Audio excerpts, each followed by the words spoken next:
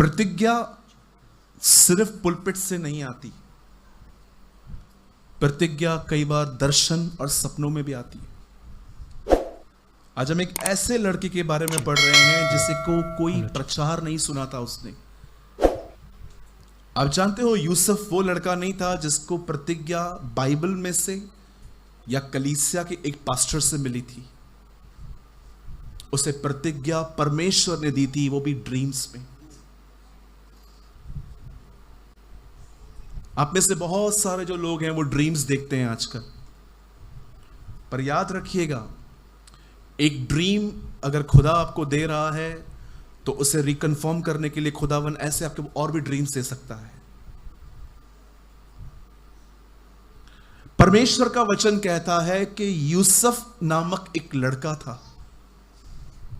इब्राहिम से इसहाक पैदा हुआ, इसहाक ने शादी की रेबेका से, रेबेका को ट्विंस पैदा हुए याकूब और एसाव, और हम सभी जानते हैं याकूब में से यूसुफ था। यूसुफ के अंदर एक अच्छी बात यह थी, वैसे तो उसके अंदर बहुत सारी ब्यूटीफुल क्वालिटीज थी, लेकिन सबसे अच्छी बात उसकी यह थी कि यूसुफ बदला लेना नहीं जानता था। यूसुफ बैकबाइट करना नहीं जानता था। यूसुफ को पीठ के पीछे काटना नहीं आता था। मैं आपको बताना चाहता हूं परमेश्वर ने इस लड़के का ड्रीम कैसे पूरा किया। आज की शाम बाइबल बताती है कि इसने 2 ड्रीम्स देखी और दोनों ड्रीम्स में एक्चुअली खुदा ने इस पे ये रिवील किया था कि ये आने वाले दिनों में मनुष्यों में एक अच्छा पद पाएगा। जैसे कि हम देखते हैं कि हर एक को सेम पदवी नहीं है, एक आम इंसान है, दूसरे पॉलिटिशियंस हैं, हर एक को अलग अलग एक पदवी है। और बाइबल बताती है कि यह बात जब उसके भाइयों को पता चली तब उसके भाई उससे जलने लग गए। आज मैं सबसे पहले आपसे यह बात करना चाहता हूं, पहली चीज, आप अपने बुरा करने वालों के साथ कैसे चलते हैं। आज मोस्ट इंपॉर्टेंट थिंग है ये। उसके बाद मैं और 2 बातें आपको बताऊंगा। पहली चीज, मुझे बताइए आप अपने उन लोगों के लिए जो आपको पसंद नहीं करते हैं, आप उनके पीठ के पीछे, सामने तो हम नहीं बोलते हैं, लेकिन पीठ के पीछे हम उनके लिए क्या बात करते हैं। आपको लगता होगा ब्रदर इट्स ओके परमेश्वर, लेकिन याद रखिए प्रभु इन चीजों को परखता है। जब मैंने नया नया चर्च स्टार्ट किया उल्लासनगर में, तब कुछ लोग मेरे विरुद्ध थे। वो मेरे चर्च में आने वालों को फोन कर करके कुछ गलत इंफॉर्मेशंस देते थे जो सच नहीं होती थी, और जब ये खबरें मुझ तक पहुंचती थी तो मेरे अंदर मुझे बहुत दुख होता था कि ये लोग ऐसा क्यों कर रहे हैं। क्योंकि आजकल प्रॉब्लम ये है कि जब परमेश्वर का काम बढ़ता है तो उसे अन्य जाति कम, विश्वासी अधिक खराब करने की कोशिश करते। आप माने या ना माने, कई बार ऐसा होता है कि आज हम विश्वासी ही एक दूसरे को टांग खींचते रहते। कई पास्टर्स हैं जिनको अपनी मंडली में क्या होता है नहीं पता है, लेकिन बाजू वाले की मंडली में क्या होता है दे नो एवरी इंफॉर्मेशन। वहां कितने लोगों ने बपतिस्मा लिया, वहां पर क्या प्रचार हुआ, यहां क्या हुआ। अरे भाई तू अपना देखना। मैं एक दिन एक गाड़ी चला रहा था तो मेरे आगे से एक ट्रक गया, उस ट्रक के आगे एक ब्यूटीफुल वर्ड्स लिखे थे, तू अपना देख। क्या लिखा था? बोलो अपने बाजू वाले को, तू अपना देख। हाँ, कुछ लोग बोलेंगे भी नहीं, मुझे पता है। हर एक को अपना देखना चाहिए। खुश रहने की सबसे बड़ी चाबी भी यही है, दूसरों के जीवन में झांकने की कोशिश ही मत करें, आपको तकलीफ होगी। इधर बाजू वाले के घर में कार आती है, झगड़े हमारे घर पे होते। वो देखो वो उनको वो लेके दिया, उनको वो लेके दिया, मैं किधर हूं, मुझे तो कुछ भी नहीं मिला, वही तुमने कंगन दिए, वही पहन के घूमती रहती हूं। हाँ, कार बाजू वाले के घर में आएगी, झगड़े हमारे घर में होंगे। मैंने कितनी बार बॉम्बे में देखा है, पत्नियां मिलती हैं, इनको समझाओ, वही नौकरी, कुछ करते नहीं है, ये नहीं करते। मैं उनको बोलता हूं बहन दाल रोटी मिल रही है ना, चुपचाप से खाओ ना, मटन मत खाओ, कांटा घुस जाएगा। हाँ, लाइफस्टाइल लाइफस्टाइल लाइफस्टाइल। यूसुफ के भाई उससे जलते थे। यह एक बहुत बड़ी बात है कि आप अपने सताने वालों के लिए जो आपके पीठ के पीछे कुछ बोलते रहते हैं, आप उनके लिए क्या बोलते हो? It's important.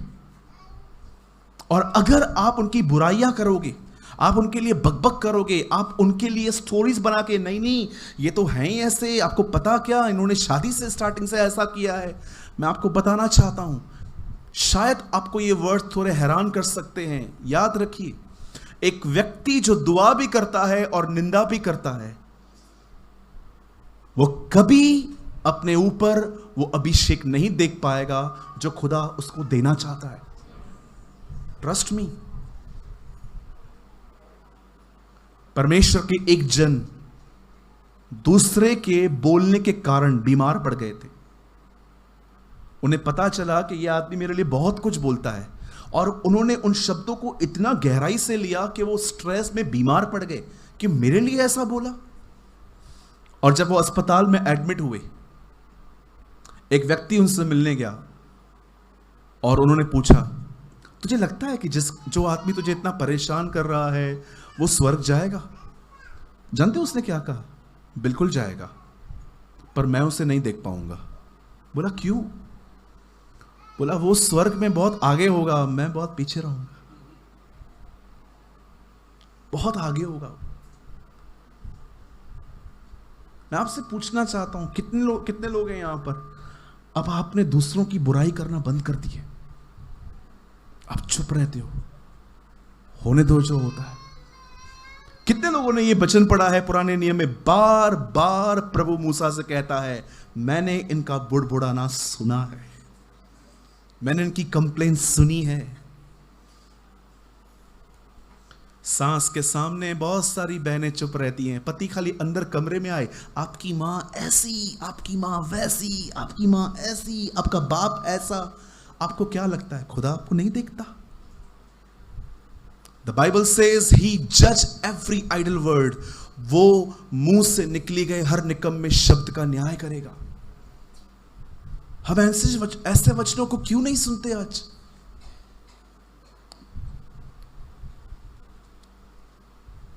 हाँ,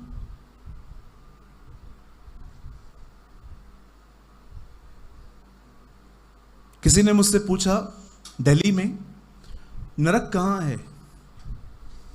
मैंने कहा 2 जगहों पर, एक रियल हेल, और जानते हैं दूसरा नरक कहां है?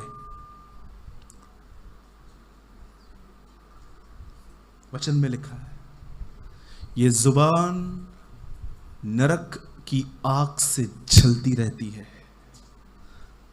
आप जानते हो, ये मैं नहीं कहता हूं, बाइबल बताती है कि नरक 2 जगहों पर है। एक फिजिकल नरक जो दिखता है, और दूसरा है इंसान की जुबान, प्राण नाशक, इंसान को मारती नहीं है और मारती भी है। मेरे भाइयों, मेरी बहनों, जब यूसुफ के भाइयों ने उसके बारे में सुना कि उसने दर्शन देखा है, उसने स्वप्न देखा है, बाइबल बताती है वो उससे जलने लग गए। एक जलन वाला व्यक्ति निंदा करता है,